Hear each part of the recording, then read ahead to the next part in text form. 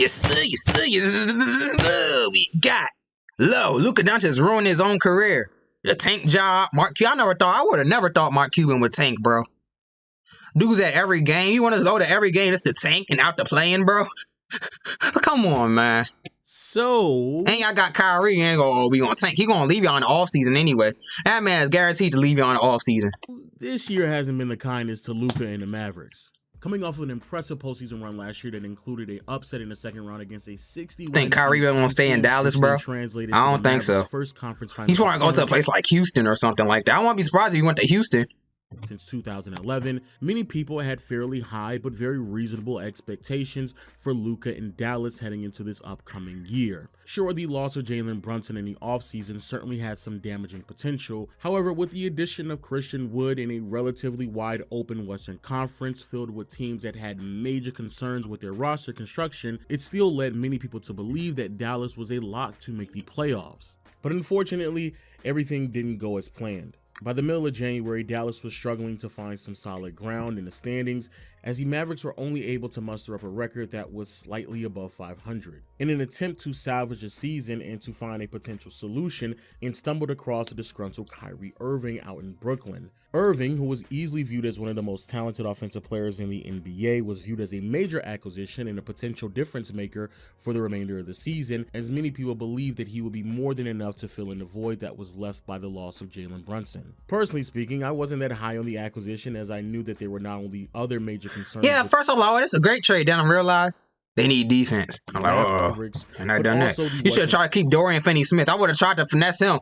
Well, not finesse him, but finesse to keep him out the deal. I would try to finesse the Nets to keep him out the deal. Like, I give you Dinwiddie, I give you a pick and whatnot, but I'm keeping Finney-Smith. We need some type of defense. I'm going to finesse him out the deal.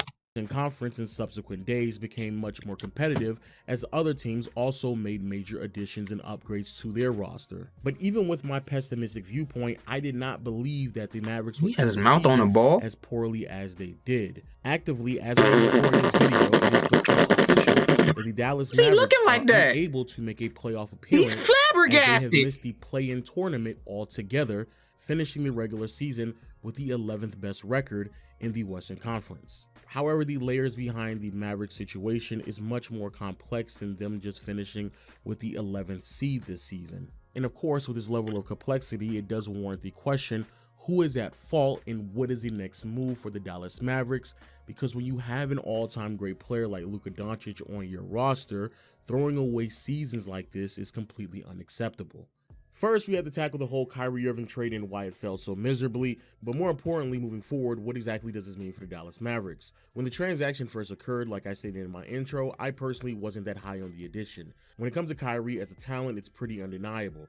One of the greatest ball handlers in NBA history, the ability to finish around the lane as well as players who are 6 inches taller than him, and footwork so meticulous that he basically has every counter to his disposal. With a player whose bag is this deep, of course he's earned the right to be in conversations to be one of the most skilled scorers in NBA history, but in particular to his relationship with Luka Doncic, adding him to the roster certainly was going to add a level of depth to this offense that he desperately needed. However, the problem with this line of thinking is that I continue to ask myself, and Luka needs to learn how to play off ball too. You gotta learn how to play on the ball and off the ball. That's what separates Steph Curry. He knows how to play on the ball, he knows how to play off the ball. Is that enough? In the games in which both Kyrie and Luka were available, the Mavericks had a record of 5-11. Before Kyrie was added to the team, in the Luka-led lineups, the Mavericks had an offensive rating of 118.5. But then when adding Irving to the lineup with Luka, albeit in a small sample size, sure there was an improvement offensively, however it was marginal. Furthermore, in a league where volume scoring from an individual standpoint is the most accessible that it has ever been, defensive versatility or lack thereof can make or break some of the better playoff teams, and chemistry and continuity have consistently played a much larger role to deep postseason runs rather than the sheer talent. I believe my questions about the true value of Kyrie's impact to a team are very valid. Now, to be fair to Kyrie, the Mavericks failing post-trade deadline in the manner in which they did had very little to do with him. The Mavericks have a laundry list of concerns that needed to be addressed before they can actually make a deep postseason run, and Kyrie being the replacement of the Jalen Brunson production that was lost may be at the top of that list. However, it still does not amount to the overwhelming amount of problems that this team currently faces. So this isn't necessarily me dogpiling on Kyrie rather than acknowledging, as talented as he is, the level of commitment that it will take to obtain him to be on a roster may not be justifiable due to the fact that there's so many other concerns that a team may face that unfortunately he just doesn't address. And this is a problem that I actually think Kyrie will face regardless of what team he is on, which is why I believe it'll be very interesting to see what type of interest that he yields in the open market in the upcoming free agency class. No one's thinking about that, though. They thinking about the talent. They don't know if they want to give him a 1 year deal or 2 year deal. That's it.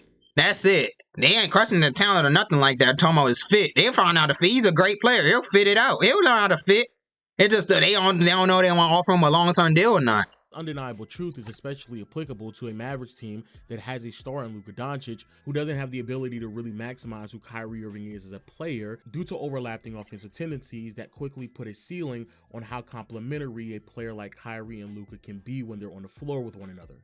And in my opinion, that is the biggest problem with the Dallas Mavericks. That the way that they run their offense and play basketball out there in Dallas, it is not conducive to basketball that will translate to consistent deep postseason runs and, more importantly, maximize some of the more offensively talented teammates that have been surrounding him. Great example is a Kristaps Porzingis. Like I just said, Luka need to play off ball. I just said it. He need to learn how to play off ball. He don't need to play off ball. He need to learn how to play off ball. That's what separates Steph Curry, Kevin Durant, Booker. They know how to play on the ball and off the ball. Dallas Mavericks received. That's why Kevin Durant, everywhere he goes, he fits in because he knows how to play off the ball and with the ball. 7-3 unicorn back in 2019. It was believed that they had stumbled across the new, young, fresh, up-and-coming duo out in the Western Conference. Why is he standing like that? To take over, like a crazy man. After a year recovering from an ACL injury as well as 2 shortened seasons. Remember Courtney Lee? Y'all remember him? There were questions and concerns. Dude had a whole bunch of tattoos and got it removed. I know that joint hurt. As he believed that he was more of an afterthought rather than the co-star alongside Luka, and even identified his role on the team as a mental battle. To further the point, when some of these concerns about Porzingis not being maximized in the offense were brought to the attention of Rick Carlisle with the lack of post touches from the 7-3 big men, Rick Carlisle vehemently denied the idea of running more post-ups through Porzingis, and he believed that the 7-3 big man was best utilized as a floor spacer at the top of the key. Post-up's not a good play anymore. It's just not a good play. It's not a good play for a 7-3 guy. It's a low-value situation. Our numbers. Imagine what you gonna say when he get Wembanyama. If he get Wembanyama, oh, I want you to spot up. I don't want you to dribble. I don't want you to dribble. I don't want you to post up. Okay, I just want you to shoot. Are very substantial. Let Tyrese do everything. Beyond the 3-point line, we're a historically good offensive team. So look, let's get off of all this stuff about He doesn't want to talk about it. He doesn't. Not to be fair, he doesn't want to talk about it. Numbers certainly back this up because Porzingis post-up numbers certainly weren't impressive. However, just coincidentally, I guess, when it was time for the Mavericks to move off of Porzingis due to very legitimate health concerns, they decided to opt in to receive another ball handler in Spencer Dinwiddie and a big man in Davis Bertans, who was a better three-point shooter to further optimize the offense that they had at the time, while Porzingis was then traded to Washington, and his post numbers immediately improved significantly. So much so that this season, Porzingis just 23 a game? Best year of his career. Dude's averaging 8 rebounds, he's 7-3. Come on, man. At worst, come on, man. At least 10. Come on. Season with a points per possession of nearly 1.2, while converting over 60% of his shots in the post. Yeah. I don't think that's that coincidental whatsoever. And so now, instead of asking the question, why should the Mavericks have ran post-up plays with Porzingis when he was on the team, we should be asking the question, why is it that Porzingis couldn't produce at this level while on a Mavericks squad that was more offensively talented with an all-time great offensive star in Luka Doncic? Or how about the Jalen Brunson situation? I know many people are trying to rewrite history, but let's get the facts straight. This is Kayla. No, he's sponsored by Fiverr? I ain't know you use that. A platform for freelance services. When the Knicks signed Brunson over the offseason, the overwhelming consensus was that that was a bad contract, that Jalen Brunson was overpaid because his production as a 16 to 20 point per game scorer, receiving nearly $25 million a year, did not make sense. And even though, yes, it would have been ideal for the Mavericks to keep Brunson, however, getting into a bidding war with the Knicks at that price point might not have made the best sense either. But now fast forward to where we are today and people being overly critical of a transaction that no one thought was a good idea in the moment, because now the Mavericks are not going to be in the playoffs. And the Knicks are. Brunson and the Knicks will make a postseason appearance, as Brunson is having easily the best year of his career, performing at an all-star level. Matter of fact, a borderline all-NBA caliber player this season. And as the year continues to progress, he's gotten even better. And now everyone gets to be overly critical of that front office out in Dallas. Rightfully so.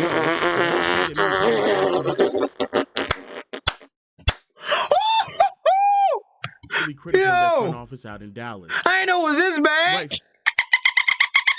Rightfully so, but I don't think that many people are asking themselves the real question, and that is, why is it that no one saw this level of potential in Jalen Brunson while he was playing in Dallas alongside Luka Doncic? So the Mavericks, that's a good question, might have actually been justified in giving him this type of contract, because again, no one saw this in Jalen Brunson before he went to New York. And similar things are already happening with the Kyrie Irving experiment. Now, of course, it's a small sample size. Jason Kidd might not be an adequate coach, and there are some sets and pet plays that Luka and Kyrie. You think Popovich should leave the Spurs and coach the Mavs? You think so? Another that gives them some quality looks. But for the most part, I see way too often, especially down the stretch of close games, Kyrie and Luka basically taking turns dominating the basketball. And in particular, when it's Kyrie's turn to handle the offense, Luka seems completely disengaged. How many times do I have to say it? This man's not moving without the ball. He's like Harden. Basically, when Chris Paul was on the team, he just stand by the half-court line, by the hash, and just look. Just ball watch. Luka seems completely disengaged. Times where he's literally floating away from the offense. He's waving off screens that are being set by his teammates, or even worse, off-ball. He don't even want off-ball screens from him. That's crazy. Complaining to the referees about a play that happened 2 possessions ago. Now, with all that being said, let me be extremely clear on what I'm attempting to convey to you, because I know for a fact many people might be sensitive of all the facts that I just laid out. First, of course, there is room for criticism to that front office out in Dallas, because I do believe they've made a lot of mistakes along the way. Dude tried to sue the NBA twice and lost both of them. Could honestly just be chalked up to a young player dealing with growing pains, or need a little bit more time to grow into the star that he is, because let's not forget that Luka Doncic is still like 24, 25 years old. But the bigger picture that I'm trying to convey to people is that too many of us are focused on the symptoms rather than the bigger problem. And that is, how do you adequately build a team around Luka Doncic in the system that is being ran out in Dallas without marginalizing the players that surround him, so you can get the most of this experience, so the team can consistently make deep role players on 3. 1, 2, 3. Luka. It's comical to me how many people play high and mighty behind the hindsight game, where they sit here and they tell you they should have Luka on 3 Brunson, without acknowledging that even if Jalen Brunson was on this team this year, sure, they might have made the playoffs, but let's be honest with ourselves. They ain't wearing no chance. Is there anyone who believed that the Dallas Mavericks were going to make a deep postseason run in a Western Conference that's much more competitive, when Dallas' defense is significantly worse than it was before, while Brunson would not have been... Just headbutted that man. What is he doing? Dude's playing with the dress. He bullying him. What the hell? No wonder why he left. What really bothers me? Everyone in the NBA community knows the answers to that question, but everybody's acting dumb now. It is fine to criticize Jason Kidd, the front office, Mark Cuban, for squandering away a lot of talent that surrounded Luka, but we all know the playing style out there in Dallas is not maximizing who's surrounding him. And what makes it even crazier... Perkins even said it. And I think Mark Cuban got mad. So we need to start questioning Luka's playing style. Then Mark Cuban got mad. Shit. People are trying to completely avoid criticizing Luka because of the numbers that he posted up, which is crazy because 4 months ago, I predicted this. Look, Luka, I'm trying to save you right now, because I promise you the NBA community will have you be a slave to the box score, tap dancing for stats. It's going to be ridiculous. I made a video titled Luka Doncic is an NBA hell. And in that video, I highlighted how there's this vicious cycle in the NBA community where you have these star players that are uber talented and they're going to put up great numbers because of the system that they play in, but the system that they play in does not lead to any type of consistent success. And then when it's time to throw criticism because of the lack of success, either one or two things are going to happen. Either people are going to viciously criticize that star, or B, which is even worse, they're going to defend the star by utilizing the same stats that started off the cycle in the first place. And you know what people are doing right now? That's right. Defending Luka Doncic with the numbers that they know is a part of the problem. Personally, I do not need to see you have another 38-8 season. That's what I'm saying, 38-8. Dirk didn't do that. He was on the team for 21 years. Whoop-de-doo. Or have the basketball nerds ovulating over your on-off numbers. Like, I don't need that again, bro. We know you're an all-time great player. It's time to start making the adjustments now, so when you are on the team that has the proper pieces surrounding you, you can continue to maximize who's on the floor with you, so it can lead to more consistent postseason success and inevitably a championship. But yo, those are just my thoughts. Please let me know what you think about the video in the comment section below. Also, the play-in tournament Great video, Lo. today. Great if you wanna video. watch the games with me live,